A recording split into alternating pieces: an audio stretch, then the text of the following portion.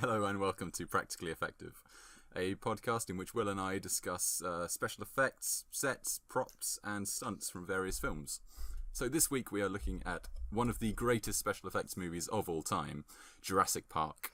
Welcome to Jurassic Park.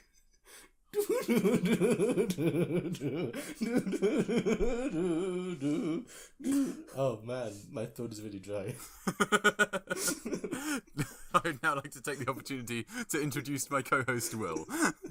Did you know that when they were filming, a typhoon hit where they were filming, and Richard Attenborough just slept through the whole thing? And when he was asked about it, he said, "My dear boy, I survived the Blitz." Okay, that's a brilliant fact and a brilliant impression. We've got off to a great start once again. So, Will, what do you think of the movie Jurassic Park? I didn't like Jurassic Park as much as Alien. I didn't like it as much as I thought. Alright, spoilers for our exciting leaderboard segments. Oh yeah. Because I was watching it on my computer, I found myself clicking to do other stuff on my computer. Oh, really? I wasn't grabbed by it. It was good, but I think nostalgia has a big role. I watched all the Richard Attenborough scenes intently. I'm seeing a theme here. I actually love Jurassic Park. I think it's a fantastic film. I agree, some of it is nostalgia. Most of the stuff we're going to be talking about in all of our podcasts are nostalgia, really. True, but I guess we'll do some modern stuff as well. Alright, so where are we going to start, Will? But you've already asked me what I thought about it, and I said some words. I gave my amusing Richard Attenborough anecdote. You did? There's two things that I've done. Is that the only fact that you've got? Yes, that's the only thing I found out. I'm just going to check I'm still recording. Oh my goodness, it is. The little bumps are quite small, though. According to the internet, they should average around 0.3. That's... Oh my goodness, that's where I am. That's good, then. Oh, what a podcast. If only we were saying things. If only we were saying useful things. Did you know that Harrison Ford... We talked last week about Harrison Ford was up for the role of Captain Dallas, which he turned down because he didn't want to be, typecast in space movies, having just done Star Wars. He was also cast, or people were interested in him, for Alan Grant. But he also turned down. And then he said that he was, after seeing the film, he said he was pleased that he did that. Is it too Indiana Jones, do you think, for him? No, I don't think it's very Indiana Jones. Because Indiana Jones actually, has a character, you know. Whereas Alan Grant's defining personality trait is, I don't like children. I like dinosaurs. Fair enough. And I also, this baffles me, and I mentioned it to you before. Steven Spielberg's first and only choice for John Hammond was always Richard Attenborough. But somewhere along the line, they considered Sean Connery for the role. Yeah, you told me about that. Apparently it was on the back of his portrayal of Indiana Jones's dad. Oh, really? So they would have had him and Harrison Ford again in Jurassic Park. Yeah. As father and son. Plot twist at the end of Jurassic Park. It turns out John Hammond is actually Alan Grant's Dr. Grant, father. I am your father. Yep. So, I don't know why, but recently there has been a big debate about... A lot of people say that CGI is awful and practical effects are amazing. I think, like everything, CGI can be overused. But I think it has its place, and I think it's very useful. I agree. Steven Spielberg saw it already as a tool, and I think that's the right way to look at it. He saw the practical effects as a tool, he saw the animatronics, he saw the CGI as a tool. But I don't see how else you'd view them. You mean as the main point of the film? Exactly, yeah. Yeah, I don't like that. So they cut the whole movie together before they put any CGI in. He wasn't letting the CGI run him. He was using the technology. How he wanted to use it, yeah. Well, because originally he wanted it all to be stop motion, apparently. Which would have looked really awful. He cited an amazing scene with a bunch of, skeletons. I think it's from something like Jason and the Argonauts or something like that from back in the 60s. And they fight a whole load of skeletons. And it actually looked really good.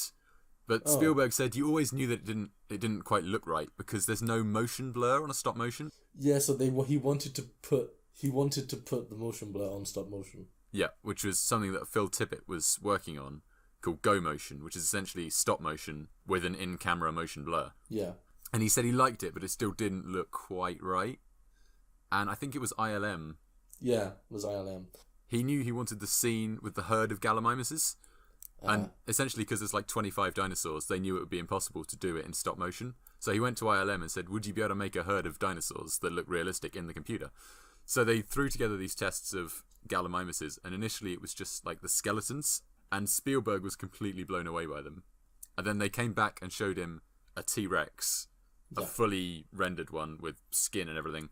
And I think Phil Tippett was there, and Spielberg was like, this is amazing. And Tippett went, well, I'm extinct.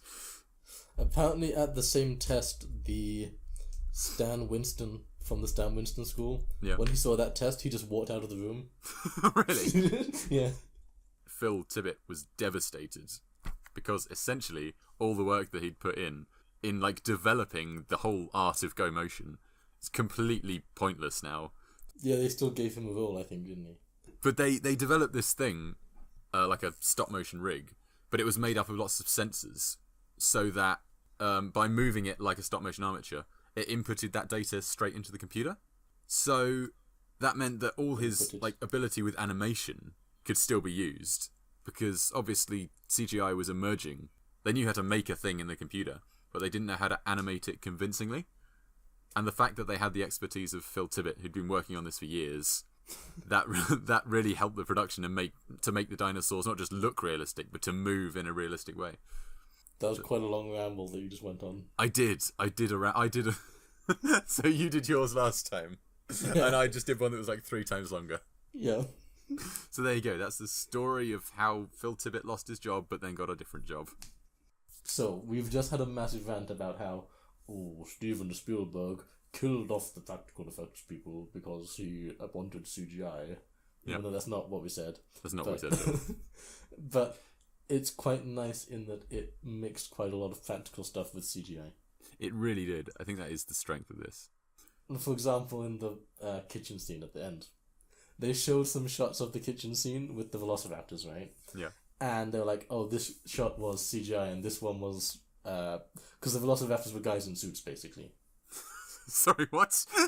We'll get to that. No, you can't say that and then just move on. Okay, fine. So the velociraptors were guys in suits. I don't know what else there is to say about that. They could only film in them for like a short period of time because they had to be like completely hunched over. And they'd like break their backs if they stayed in there for any longer. Really? They had like little controls inside there to like move the head and stuff. What else have you got about the raptors in the kitchen? Oh, the noises. So, for the noises of both the T-Rex and the raptors, apparently they got like a whole bunch of different animal noises. Right. They got like elephants. I think like they got like one of the sound editors like cats and things. Yeah. They got like a whole bunch of different noises and just mixed them together. I think the raptors use like a human screaming or something. Really? Yeah. And on the topic of human screaming, you know the little girl in the film? Yes. I don't remember the name. Lex. Apparently the audition for her character just consisted of having just screaming at the camera. Really? Yeah. And apparently Spielberg chose who he did because when she screamed, it was the only one that woke his wife up when she was sleeping. Oh, that's brilliant. In the book, Tim is the older child and Lex is the younger one. Yeah. And Tim, he's the one who loves the dinosaurs and knows about the computers. Oh, so he just does everything useful. And Lex is just there to whine, essentially. Ugh.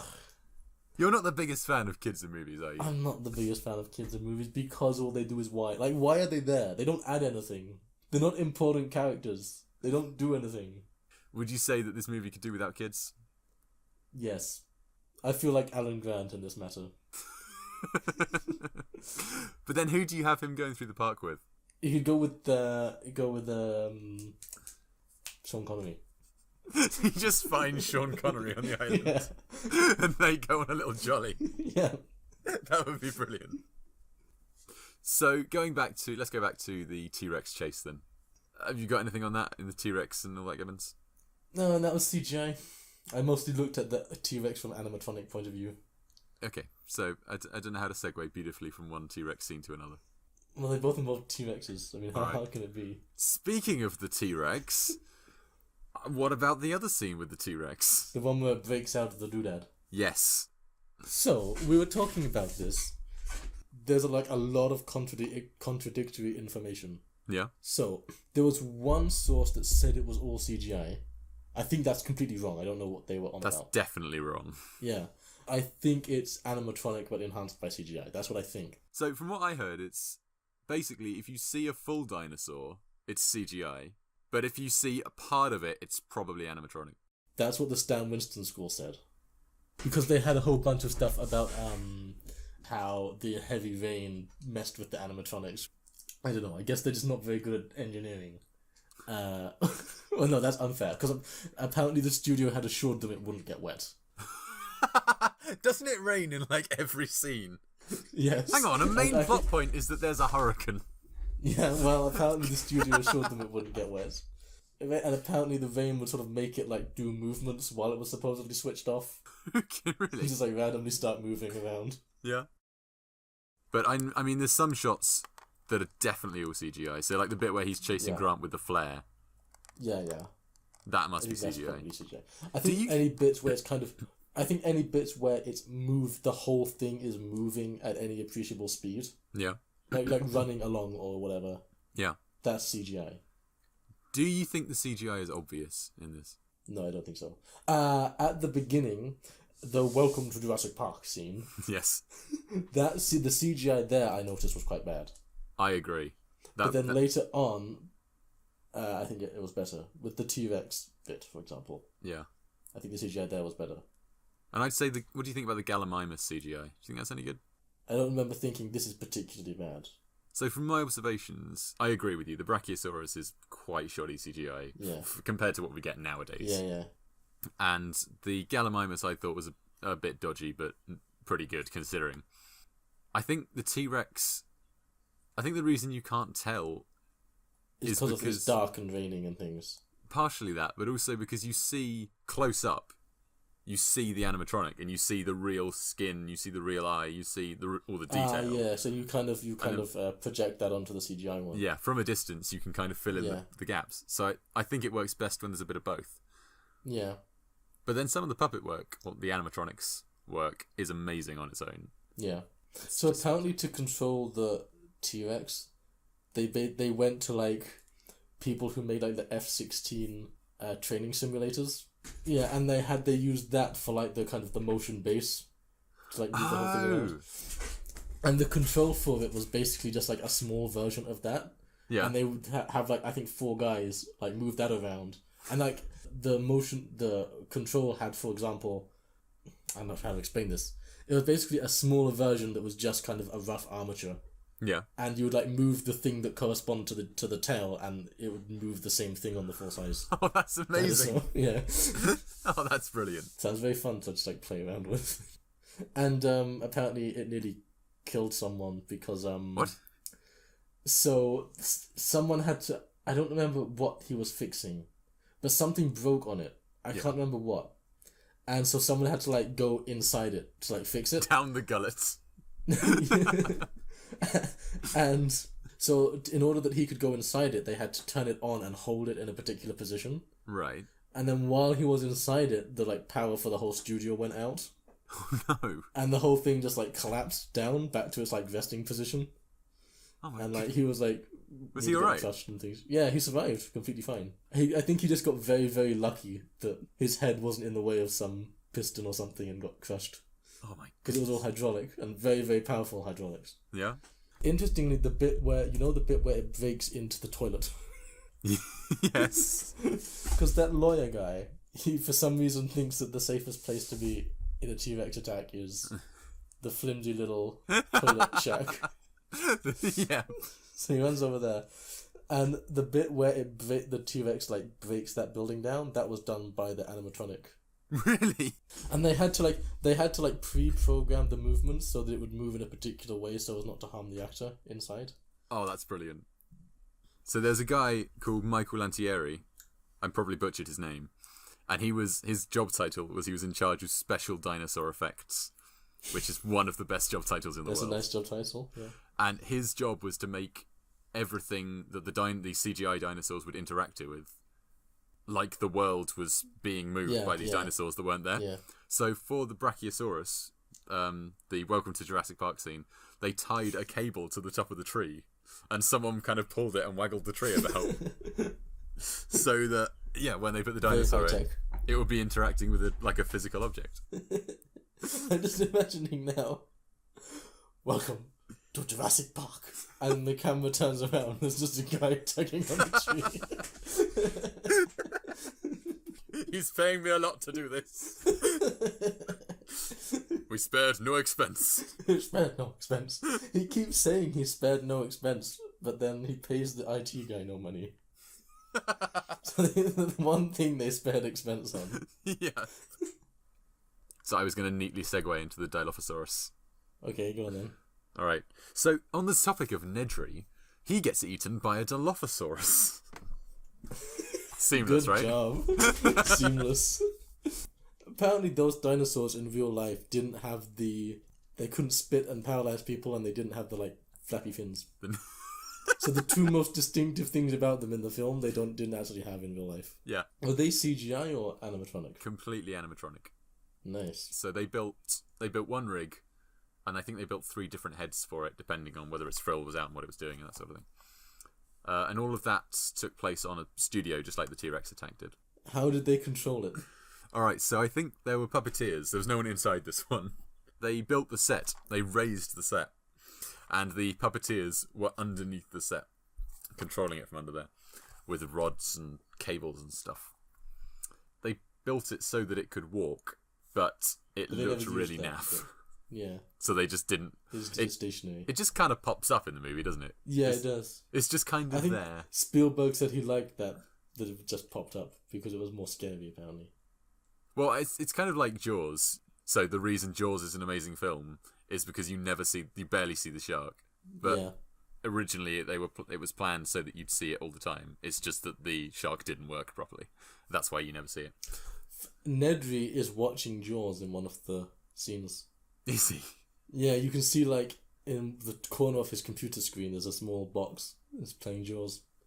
Fun fact. That is a fun fact. Another fun fact. Samuel L. Jackson has on film been eaten by both a shark and a dinosaur.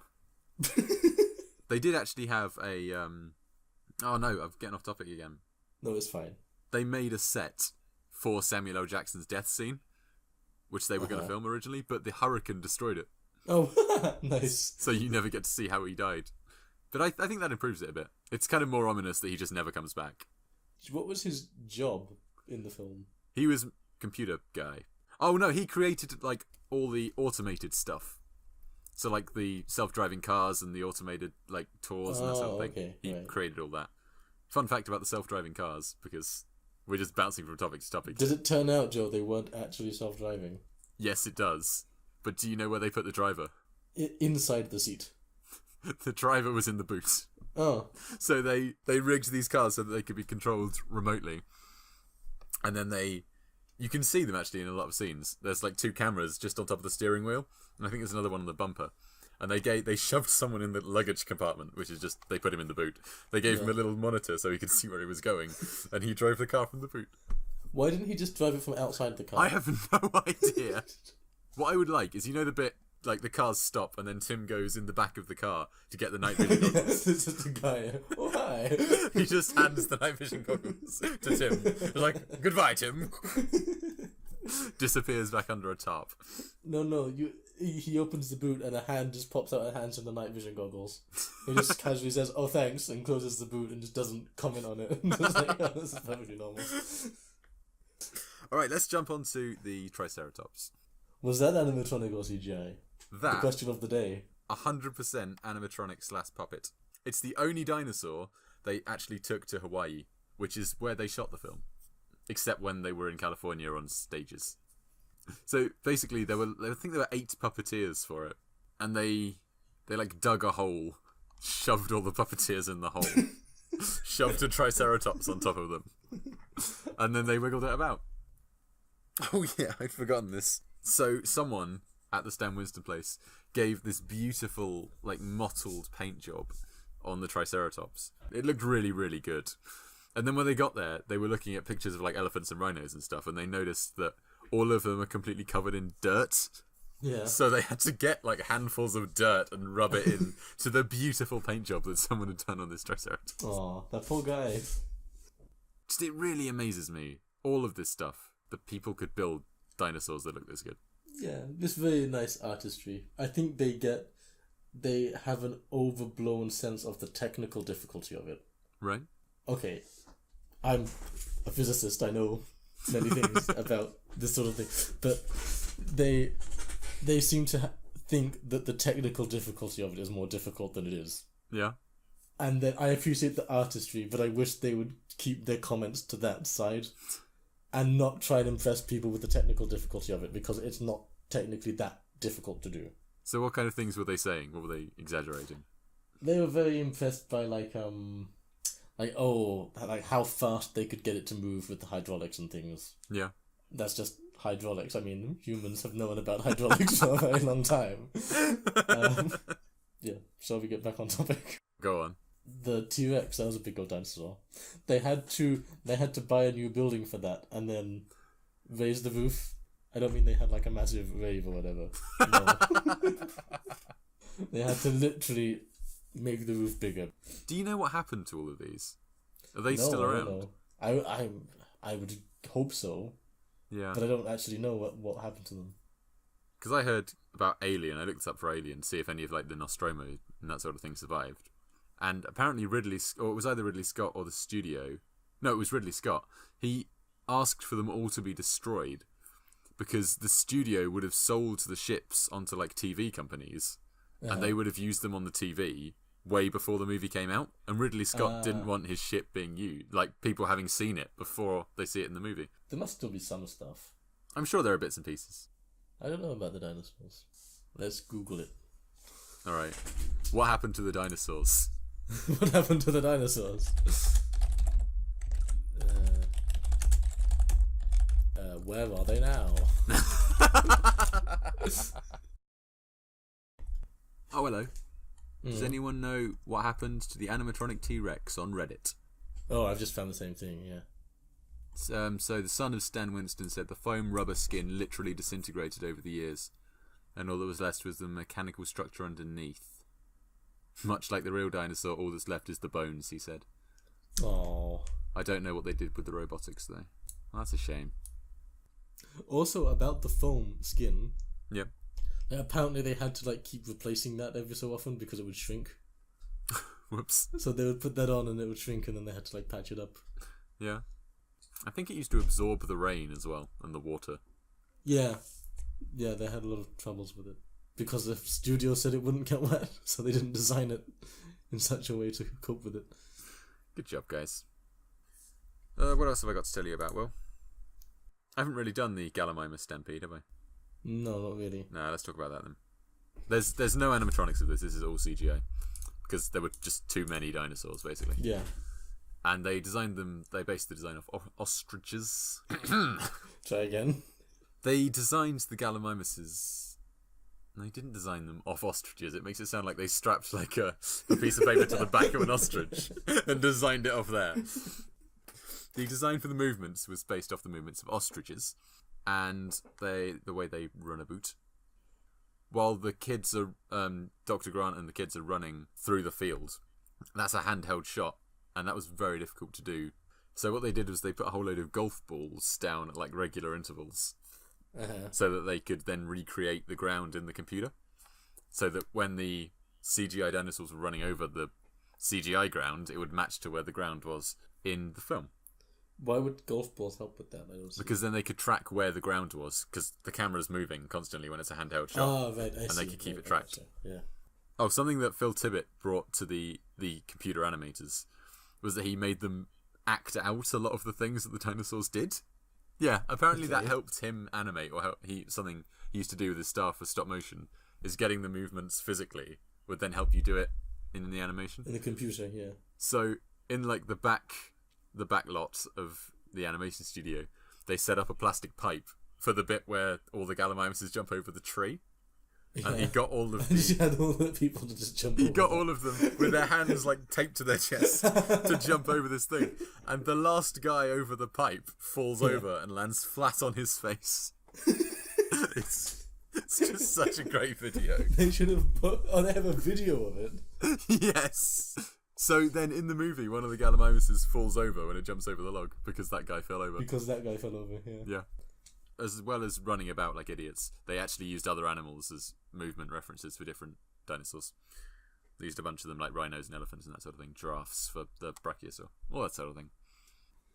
So this followed Terminator 2, which also has brilliant CGI. Yeah. My question is, what's the first movie with really terrible CGI? The first movie with really terrible CGI? Because all of the movies initially were pushing boundaries and breaking new ground, and they were like doing the best thing that had ever been done, right? At some point, CGI must have been used by some idiots who didn't particularly know what they were doing. So when was the technology advanced enough for idiots to start using it?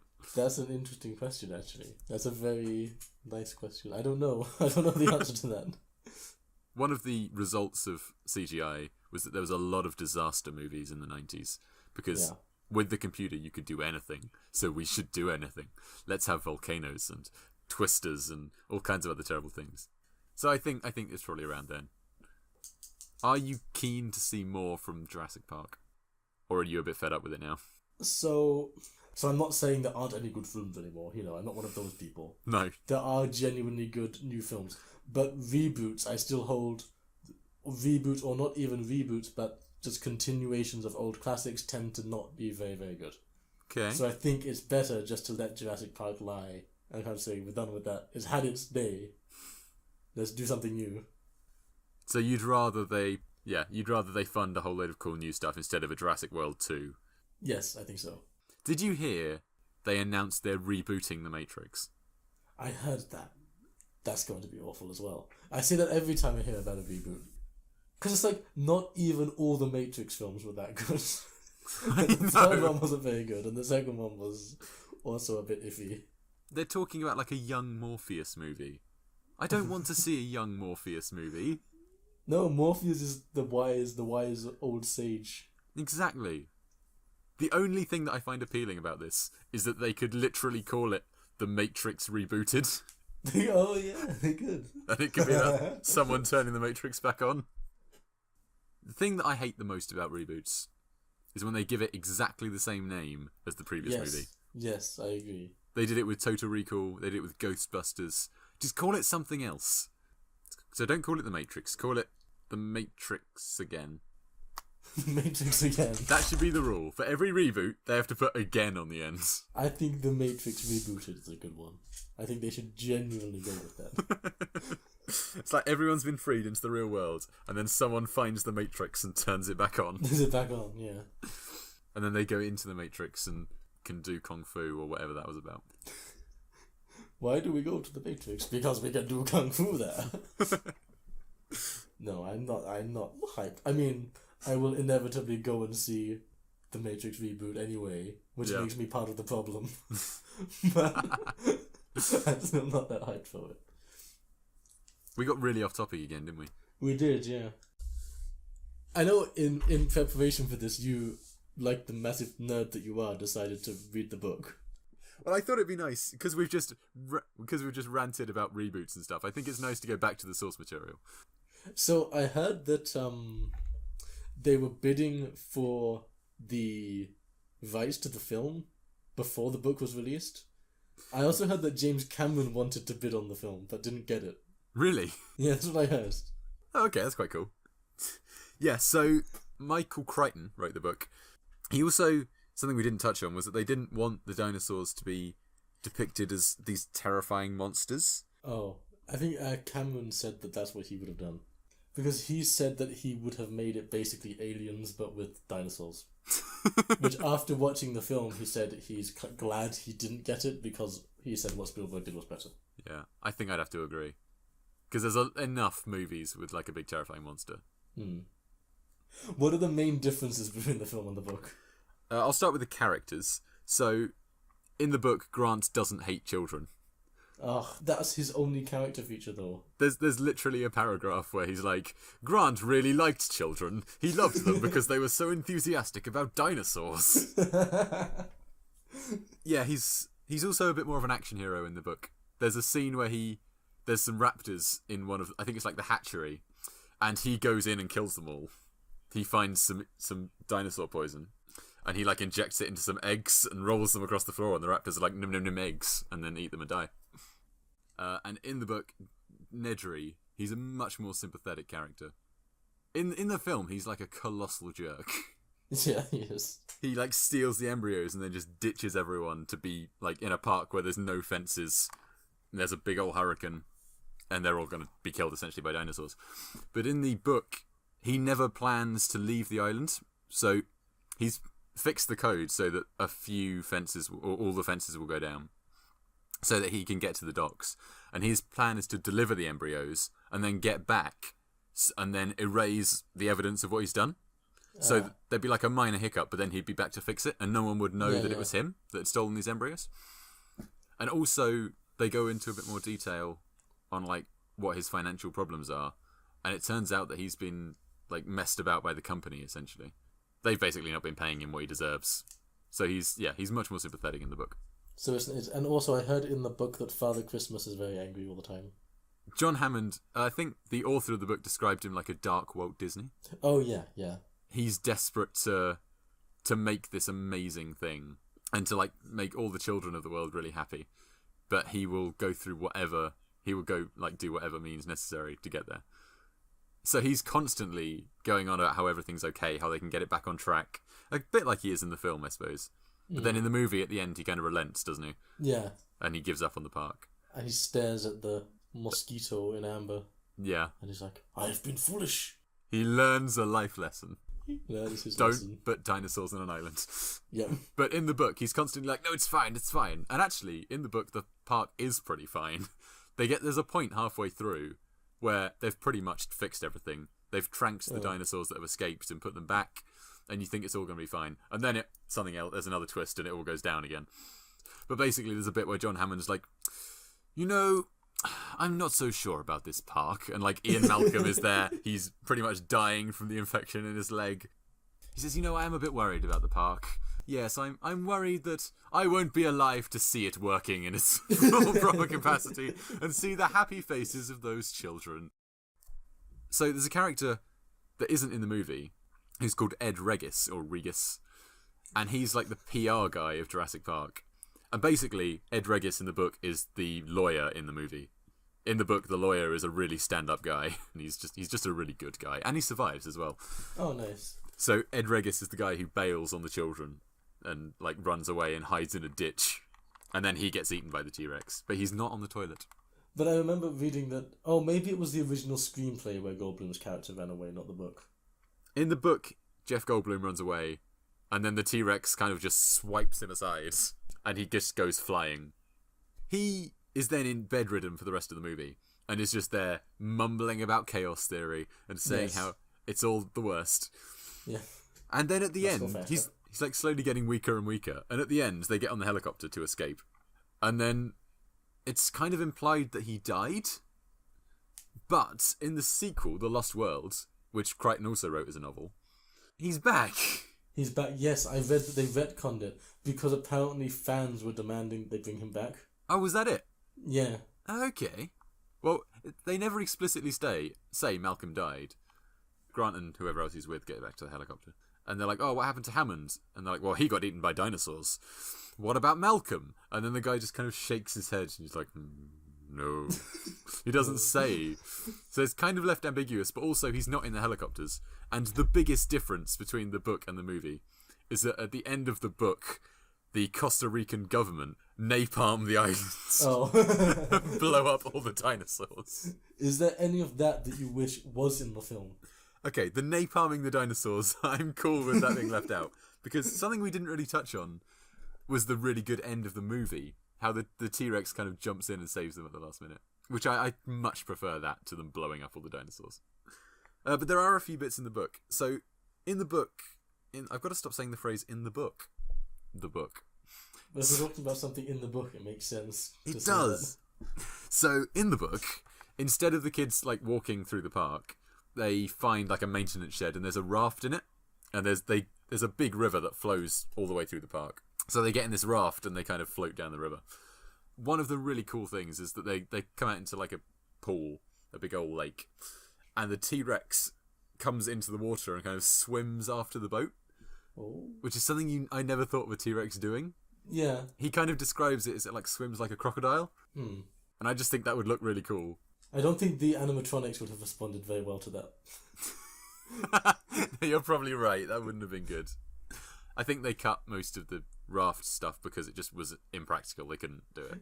It's on, like, you know, at the beginning when they're doing that, they're, you know, being given all the fancy tours and stuff and being shown the video. Yeah. One of the things that gets shown is this raft. So that's, like, I guess a hint to that. Like a nod to that. Oh, I suppose, yeah. Another cool, just an image that I really liked from the book. So Malcolm and most of the people are holed up in, I think it's like Hammond has his own bungalow on the island. And they're all in there, and there's like skylights in the ceiling. And they've all got bars over the top of them, which would be electrified. But obviously the power's out. And there's like 3 raptors on the roof, chewing through these steel bars. And like scratching and clawing and pulling them off. And Malcolm is in a bed right below them, like lying there watching these raptors clawing their way through. I would love to have seen that in the film. I just think that's really cool and tense. Yeah, that would have been a nice scene. And then there was one, it's kind of a plot point, I suppose. They had a lot more dinosaurs on the island in the book. There's like 200 and something. And they have this computer system to count them. And they think, you know, it's completely flawless. There's this computer system, no dinosaurs can escape, which is a bit of a point from the beginning of the book. Because they've got this system that counts all the dinosaurs. So they tap in the number, I think it's 238, and the computer scans to check that all of them are there, and they find that all of them are there. So Grant kind of has the theory that they could be breeding. Yeah. So Malcolm says, why don't you scan for more dinosaurs? And obviously they're all like, oh, that's impossible, there couldn't be more dinosaurs, that's ridiculous. But they scan, and there's like 300 dinosaurs on the island, which I just think is a really cool moment. Yeah. Because up to that point, they were like, we have a complete lid on this. And then there's this, that's the first revelation, really, that something could have gone wrong. That's nice. So, I'd say it's worth a read if you enjoy Jurassic Park. But I think it's different enough so that you don't know what's going to happen. Unless, of course, you just listen to this and I told you everything. So, the film and the book are both very much about the fact that nature is completely uncontrollable. Do you think, if there were a Jurassic Park built, that it would be impossible to control? No, I don't think it would be impossible to control. Given all the zoos that there are. Yeah, given that, and also, so this went wrong because you've just got to have not idiot people. like, if you watch like a lot of these sorts of films, it's always because they hire somebody really incompetent for something really important. Yep. Which I think happens a lot less in reality than people think it does. Yeah, otherwise there would be disasters all the time. Otherwise there'd be disasters every day, yeah. Yeah. There's a lot of continuity errors. And like what? Little mistakes. So I wrote down a bunch of these. Some of them are just embarrassing. So, on the embryo chamber that Nedry goes to, one of the dinosaurs' names is spelt wrong. There's also, like, in some of this, I can't remember which scene it is, but there's one, like, right on the right of the frame. You can see one of the trees is just in a pot. And there's, what else is it? Oh yeah, the scene where Hammond is eating the ice cream because all the power's out. The ceiling fans are on. Yeah. Oh. So yeah, there's lots of little things like that. That, I mean, this is a multi-million-dollar movie. Couldn't someone have noticed? Apparently not. Or maybe they just did it deliberately. Maybe it's all part of like a subplot layer. It's all an act. He doesn't actually want to open the park. He wants there to be a huge catastrophe. There was no change in sound. This is exactly what we sounded like before. I don't think it'll sound really any different. I'm still leaving this in. I was using my microphone, and now we're just both using my microphone. So anyway, Jurassic Park. Yeah. What a film. It's a very good film. That'll do.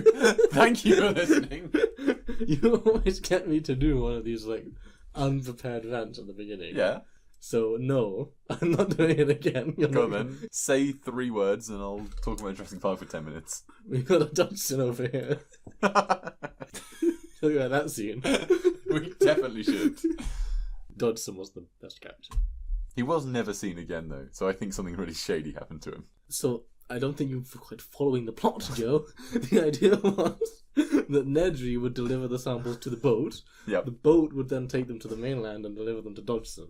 Yep. Since Nedry never delivered the sample to the boat, it doesn't make sense for Dodgson to appear with it. The only way he would have appeared again is to sort of have a shot of him going, "Oh, the samples haven't arrived." Right at the end of the movie. Yeah. Post-credit scene, Dodgson in his office. Yeah, Like, no. has my shaving foam arrived? And his assistant is like, no. What an oddly specific request, Dodgson. I like to think that Nedry, halfway through the movie, he's confronted with a Dilophosaurus. And it spits in his face. Yeah. And he's like, ah! And he peels his face off and he's Dodgson. Under a mask. We got Dodgson over here. Because the usual thing with that is you never see them in the same room together. Whereas in this case, you do see them together. Maybe Dodgson just needed to get close to Nedry And absorb him. so that he could get the measurements of his face to make a mask. Maybe Nedry's "we got Dodgson over here" was noticed by someone. Yeah. And they came and took him away. How dare you, Dodgson, about? He's a dodgy You've man. been dodging justice for too long. Okay, you constantly point out whenever we watch this film that John Hammond is constantly banging on that they spared no expense. Yeah. They spared no expense except on the IT guy. The one guy who has the one power. guy who has the power to just shut everything down and ruin everyone's day. And like billions of dollars Is of the investment. one thing that they spared some expense on. We spared no expense. Well, clearly you did, because you hired one guy to do all your IT stuff. Literally all of it. Literally one guy. Yeah. And Samuel L. Jackson as well. He helps. Did he? Yeah, he was a computer guy as well. Well, I don't. I see. I've never really understood that, because they introduce him as like a computer guy and like some sort of systems guy, but then he has like no clue how any of Nedry's code or setup works. Well, I think Nedry had been too clever for him and buried the commands deep in the system. Samuel L. Jackson's like, I'd have to go through 3 billion lines of code, and I can't be bothered. Let's turn it off and on again. So I never really understood what his role was in the film, because he's not enough of a computer guy to fix Nedry's mistake. He's there to say, wow, Nedry's good at computers. Oh, so it's like, I'm good at computers. And I can't understand. I can't solve this. Okay, so Nedry must be real good. Okay, I got it. I think that's what he's there for. Because none of the other characters, except for Lex, who's like 10, know about computers. And if she's like, Nedry's real good at computers, no one would take her seriously. What was her brother's role in the movie then? Because she fixes everything at the end. Yeah. Her brother doesn't do anything. He is amazed by dinosaurs. Oh yeah, his role is to annoy Alan Grant. Yeah. In the book, half of it is told from Tim's perspective. So I think Michael Crichton originally wrote the book all from a child's perspective, and everyone was like, no, this is good. But, I mean, yeah, you get the sense of the awe and wonder. But adults can be amazed by dinosaurs too, Michael Crichton. Especially adults who know things about dinosaurs. Yeah. So write it from their point of view as well. So he did. I bring a scientist and you bring a rock star. And I bring my grandchildren. I contributed today. And the lawyer's just there like, no one wants to claim me. I am neither a scientist or a rock star. He's a rock star lawyer. Just rocking up into cases 3 hours late. Don't worry, guys. Oh, he's in prison. We didn't really talk about the lawyer.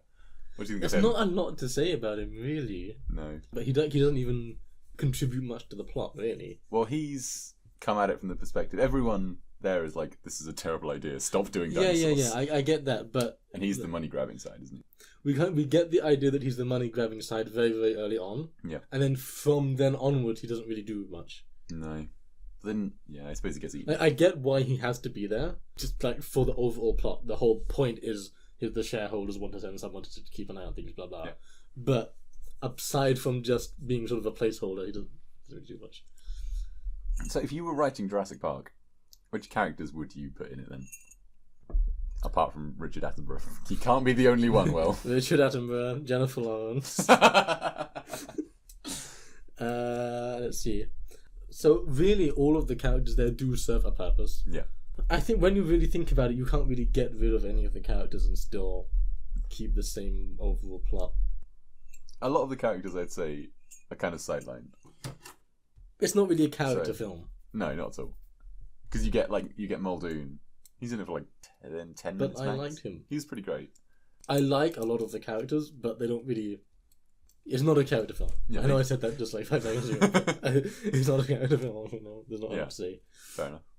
So my DVD, I was looking at this the other day, Uh-huh. right?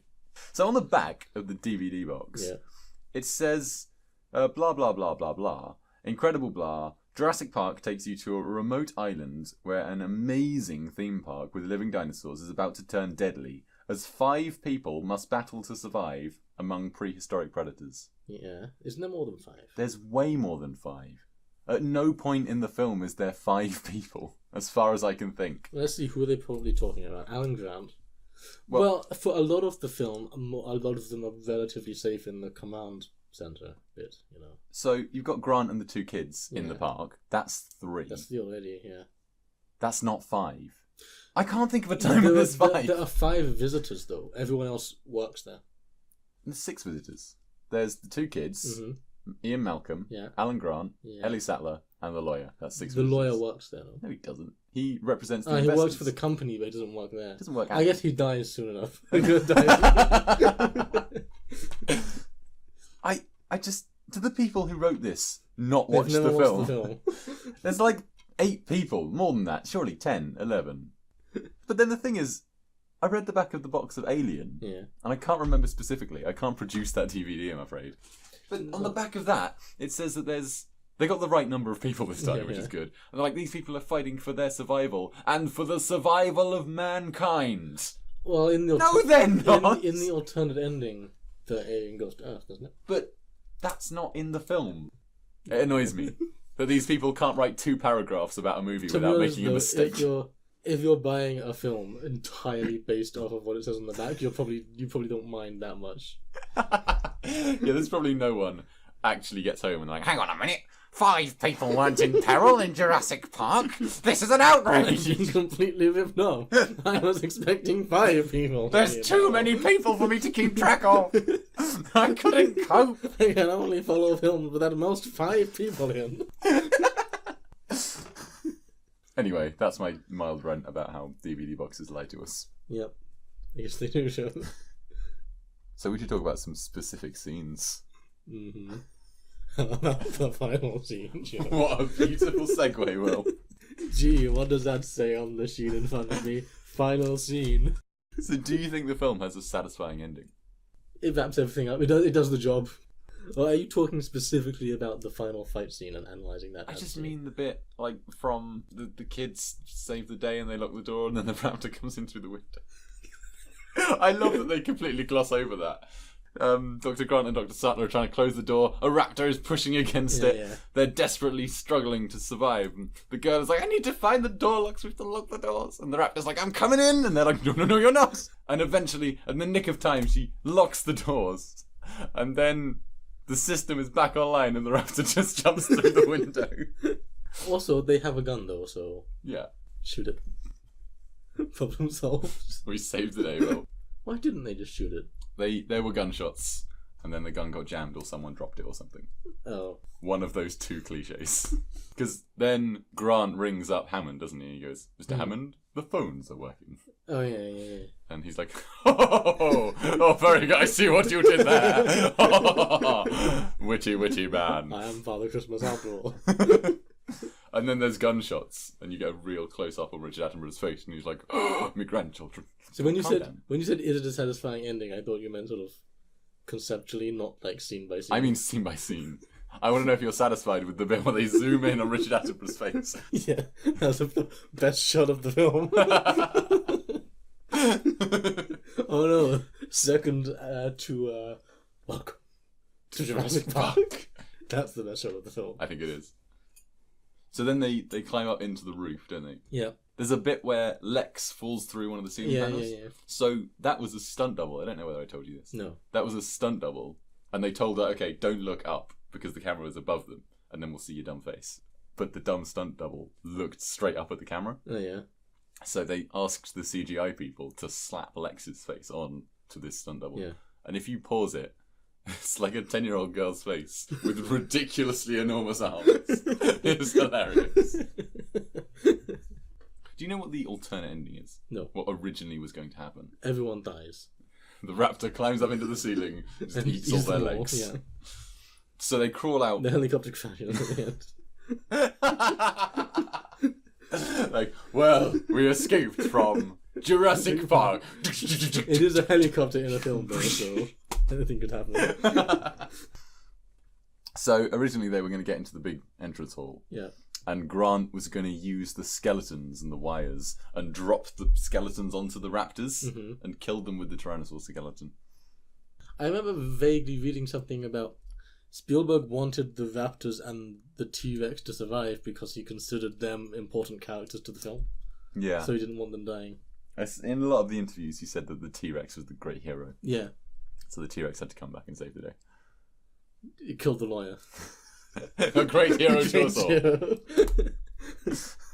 Why did he think that the toilet would protect him? Why is there a toilet there? That's a good question. The cars are supposed to have automatic door locking systems so that you can't get out mid-tour. I guess it's for the people who, like, if you're catering to the T-Rex. Not catering to it, that's the wrong word. If you're, like, looking after the T-Rex. Yeah. And you suddenly feel nature's call, you know. I feel like we haven't talked about the raptors that much. Although they're not People make a big deal about the raptors, but they're not really in the film all that much, really. I think they're hyped up a bit more in the sequels, especially Jurassic Park 3. It's all about the raptors. Oh, that's the guy with the one who steals the eggs as well, isn't it? That's the one. That one's got an annoying little kid in it as well, hasn't it? No, actually, I think the mum in that one was more annoying than the kid. She just screamed at everything. Yeah, she did, didn't she? Yeah. The kid was... He, like, survived there for 8 weeks, and I had some respect for that kid. Although, there's a weird scene where he's like, oh, the little ones get scared off when you throw, like, Tyrannosaur urine at them. And he then picks up a bottle, and Grant is like, how did you get that? It pretends to be like a doctor or something. I'll need a sample. Is it serious, doctor? I'm afraid I'll need another sample. I threw that one at smaller dinosaurs. You're making us wait so long. I don't know if my husband will survive. You just keep throwing his urine. You know, it's like you're not even a real doctor. It's amazing they didn't have any doctors on the island. Well, presumably they had a lot of doctors. Oh, but they all bailed, didn't they? Yeah. Or died. Do you find it completely ridiculous that they're like, we're in this amazing automated park, and at the one time they have like the first inspection they've ever had, there's a storm coming. Everyone get to the stock. Leave immediately. It's raining, everyone. Get out of the park. Yeah, that's just... Well, I think it was more than rain. I think it was like a full-on hurricane, you know. The next day, they fly away in the helicopter, and it's beautiful, clear skies. Couldn't the people have just been like, alright guys, you can stay the night here. We have hotel facilities, presumably, because this is a resort. And then tomorrow you can go home. Does that sound alright with everyone? Cool. Well, maybe the weather forecast was saying the hurricane was going to be worse than it was. But if there's a hurricane, you shouldn't just leave. I imagine if there's a flood, everyone doesn't leave the zoo unattended. Well, then, nope, not everybody did leave. All the essential people stayed. Like 6 people stayed. Yeah, well, that's the point. Because the whole idea was that it was so heavily automated, you only needed 6 people. True. That was a major plot point, Joe. It was. Damn it. I still think it's dumb that they all left. Especially when those raptors were just born, and then Wu is like, well, I should probably be, like, taking care of these new young raptors, but I'm gonna go home. Bye. Yeah, I guess. Also, why couldn't Samuel L. Jackson go home? Why couldn't the guy who looks after the raptors Because they were essential personnel. I think it's weird. That's why they're called essential and non-essential personnel. I think it's all in the name. You've got to pay attention. The guy in charge of the laboratory where dinosaurs are currently being born is more essential than the guy who says raptors are dangerous. And that's literally his whole point for being there. Wait, who was that? It's Muldoon. It's like, they should all be destroyed. They need at least one security guy there. The raptors haven't got loose, have they? No, He does. don't worry, Muldoon. It's okay. Your job of panicking about the raptors doesn't need to matter at the moment. You can panic about them later. Clever girl. All right, anything else we need to discuss, or shall we close up? Best effect, worst effect. All right. Well, what do you think the best effect was? Do you have an answer? Yeah. Okay, you do your answer while I think of my answer. All right, I think the best effect was probably the car falling down the tree. I love that scene, and they actually did it well. They built a friggin' tree out of metal, and they dropped a car down it onto Sam Neill. The actors were actually there. The rest of the film is not actually Sam Neill. They recorded that scene last. But the actors were actually in that tree. The car was actually being, like, lowered down on a big cable. That's nice. I love that. It hasn't got any dinosaurs in it, though, so I feel a bit... I feel like I've let everything down a little There's like bit. a little dinosaur logo on the side of the car. Built by Stan Winston himself. Yeah. Well, what was your favourite effect? My favourite effect, Joe. No, not your favourite. The best. Declare, Will. What was the best effect? I quite like the Tyrannosaurus Rex bursting out of the cage in the rain. You know that one. So you like the bit where he bursts into the toilet? That's your favourite That's bit? my favourite bit of the film. Sure. I think it's a nice mix of, not models, CGI and practical. And I like the idea of building animatronic models and then having them look super realistic. I like that for some reason. Maybe it's some sort of rogue engineering element. I like the idea that if you go to a film set and they're like, we're making a film about dinosaurs. Here's a flipping dinosaur. You don't go there and they're like, we're making a film about dinosaurs. Here's a computer. Here's a big green bucket. This will be a dinosaur. Yeah. So, worst effect. Where the car falls out of the tree. Do you have an answer? I do. Do you answer? So I think the worst effect is probably the Brachiosaurus.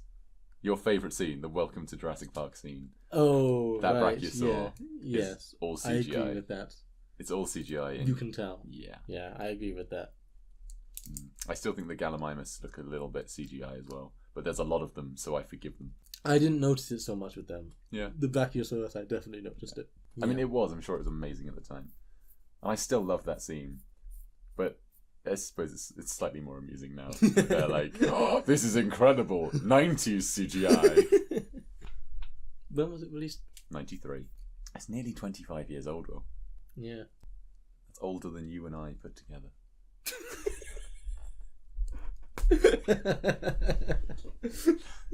Figure that one out. They're all like, wait a minute. Does this mean they were teenagers? Or is one of them 20 and the other one 5? And if that's the case, which is which? It's really hard to tell. They both have such deep and manly voices. Yes. That's what all our listeners are thinking. Wait, we did best effect and worst effect. Yeah. So I think we should move on, Will. What would you like to discuss now? I told you, the most important section. Ah, the leaderboards. Don't toy with me, man. I never know how to introduce this segment. The most important section. Alright, the most important segment. Yeah. Jennifer Lawrence. Yeah. Question mark. And how she would make the film better in every way. So, Will, tell me, how would Jennifer Lawrence make the film better in every way? Just by being in it. Look, you know how we were saying earlier how the female anthropologist was a bit useless? Yeah. Problem solved. Great. She could just be played by Jennifer Lawrence. Mm. And that would make her more useful. Yes. She does plunge her hands into some poop. Jennifer Lawrence doesn't have to do that. It's like, I don't remember if that was useful or not. But no, I don't think that was useful. I think it was just like, look how dedicated paleontologists these people are. Also, I like how they just had those arm length gloves on them. Yeah. Just carry them around. She's that dedicated, Will. Yeah. Dear. So, okay, the film is exactly as is, but you have to put in a 30-second scene in context with Jennifer Lawrence in it. Okay. Where do you put Jennifer Lawrence? Oh, So she could be like the helicopter pilot or something. Just like they're all frantically putting they're like, it's getting a bit choppy. Yeah, and the pilot turns around like, it's time to land. Put your seatbelts on. But instead of my masculine voice, is Jennifer Lawrence. Alright. Oh, no, I have one. Go on. You know the their like introductory video. Yes. Instead of that stupid, what was it, Mr. DNA. Have Jennifer Lawrence instead. Then you have Jennifer Lawrence and Richard Attenborough at the same time. Apparently the writers were trying to work out how to get like half of the book is exposition about how this science works. Yeah. And they're like, how are we going to put this in a movie and make it make it interesting? And one of the writers was like, if only we could just like make a character called Mr. DNA and he could just say it all in 2 minutes. And the other guy was like, that's genius! Let's do that!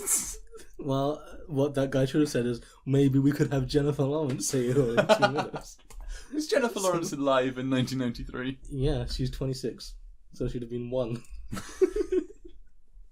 Still better than Mr. DNA. Now it all makes sense. Alan Grant's like, amazing! What if she had been in like the toilet stall? The one next to Gennaro. And the T-Rex comes in, eats off the toilet. She's just there going, do you mind? Can I get a bit of privacy in Doesn't here? even notice what's going on. Like reading a newspaper. Because for some reason that's what everyone in movies or TV does on the toilet. No, I prefer the Mr. DNA idea. What if... So, you know the cars were driven by people in the boot? Yeah. And we talked earlier about when Tim looks in the boot and he can find a driver. What if it's Jennifer Lawrence? She just pops up with like a remote control and goes, "You night vision goggles," and then just goes back under the sheet. No, because the thing is, with the Mr. DNA idea, that could actually work. It could work. You could actually put that in the film. That's why I like it so much. Yes, Jennifer Lawrence, there, seamlessly edited. Makes the film better. In every way. Alright, so what next? Best things and worst. I hate that name so much. Yeah. Best thing, worst thing. What did the movie excel at? I can do the worst thing. Why do you always start with the negatives? Do you want to start with the negatives then? Just because I have an answer now. Go on then. What's the worst thing? Well, we touched on this earlier, but character development. Yes. The lack thereof. But I don't think it really hurts the film. Agreed. The characters could have been a bit more interesting. Yeah. But then, I'm not there to see cool and interesting characters. Exactly. It's not the focus of the film. So. Yeah. No, I agree. It's a flaw, but it doesn't... Yeah, it doesn't really hurt things that much. No. Alright, good things?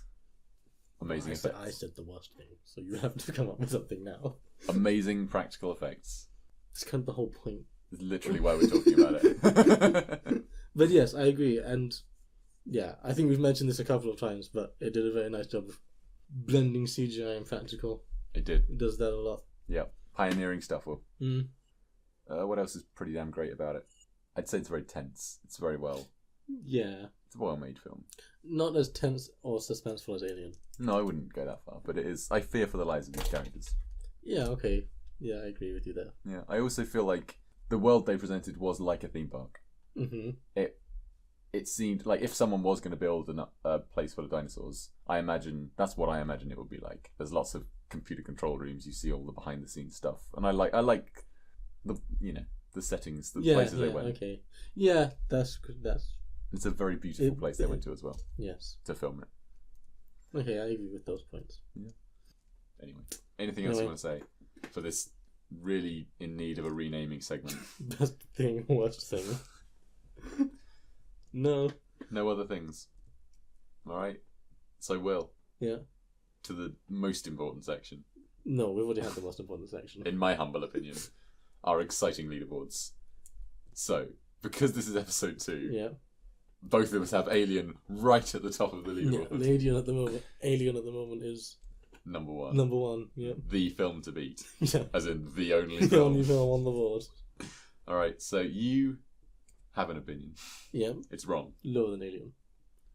That's the correct opinion. I have to say it's higher than Alien, in my opinion. No.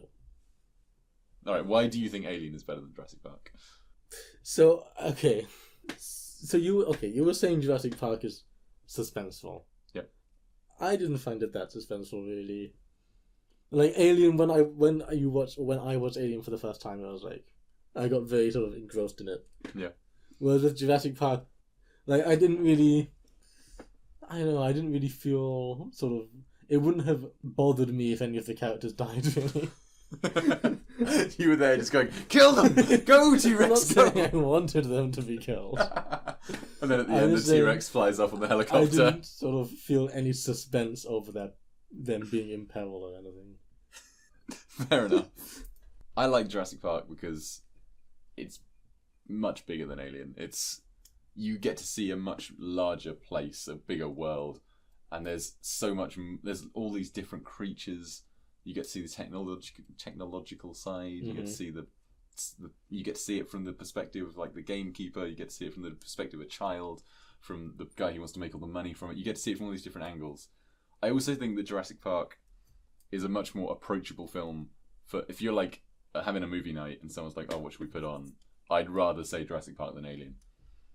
Okay, yeah, I agree with your second point, but world building, okay. Yeah. I think Alien does a better job at world building than Jurassic Park does. Alien does do a good job because it's got all the like little things. Yeah. It's like I think we talked about this when we did Alien, but there's like all these sort of like little things that make it clear that the crew of that ship are sort of, that's just their daily lives, blah blah, Where Jurassic Park does a good job of it, and I agree that it's a bigger setting, etc. But I think Alien does a better job. Yeah, I suppose Alien does like the one thing really well. It shows you the life of the miners and the the biology of the alien. It does those things really well. Uh-huh. But Jurassic Park does more things in kind of less detail. Okay, yeah, I agree. And I think you like the focus, and I like the scope. Okay, I can go along with that. So yeah, we disagree immediately. As early as possible, our scoreboards are maximally different.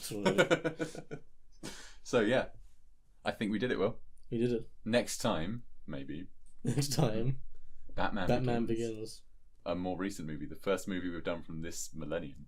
It is the first movie we've done from this millennium. It's chocked full of practical effects and CGI bats. Lots of practical effects. If you say so, I haven't researched it yet. Did they really throw a child down a well? The bats were practical. Really? When there's a few bats, it's practical. When there's flocks of bats, it's CGI. That's amazing. Oh, bonus content for you. It's outro time. Will, yep. Would you like to do our sweet outro? Oh, I have to do it, do I? I do the intro every week. Every other week. Every now and then. Yeah. Alright, so... Do your Richard Attenborough. It's not my Richard Attenborough, it's not very good. Yeah, but I mean, come on. I'm going to say welcome to Jurassic Park fairly okay, but that's it. And then just run from there. See if you can get all this out in a Richard Attenborough. Okay. And if you do, next week I'll do the intro as Michael Caine. Alright. Welcome to Jurassic Park. Thank you for listening to our podcast. We have an email address for using the most recent computing technology. We spare no expense. Practically effective at gmail.com. We also have a Facebook account where you can book tickets to come to Jurassic Park itself. Practically effective.